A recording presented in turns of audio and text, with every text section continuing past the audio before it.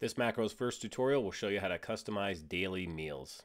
First, tap on the profile icon in the bottom right, and then on My Goals, and you'll see any existing macro goals that you have set.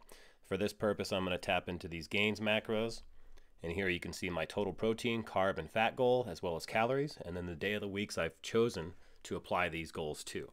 If you scroll down, you can see your individual meals that I've created, which you can customize. And you can tap into breakfast, and I just like to keep a even split across my macros, so I like to take my daily macros, divide by 4 meals, and so therefore it gives me these sub goals to hit at each of my meals to keep a pace to my total intake. So I'm going to type in that even number of protein, 40 grams, carbs, 70 grams, and then fat, 20 grams. Calories are automatically calculated by the app, and then I'm just going to repeat this process for each other meal that I want these goals to apply to. Finish that up with my final meal in my snack, and then tap the back button at the top to save. And then here you can see those sub goals applied to the individual meals that, if I adhere to, will get me to my total macro goals by the end of the day.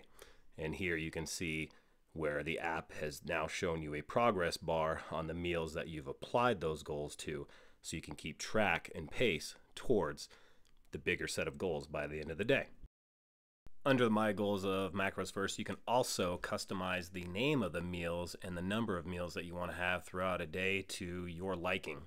So you can tap into any existing meal and rename it, or hit the plus sign next to goal meals and input the name of a brand new meal. Pop in macro goals for it if you want, hit the check mark, and then on your screen you can see that meal added, and you can repeat that process for the number of meals and type of meals that you want.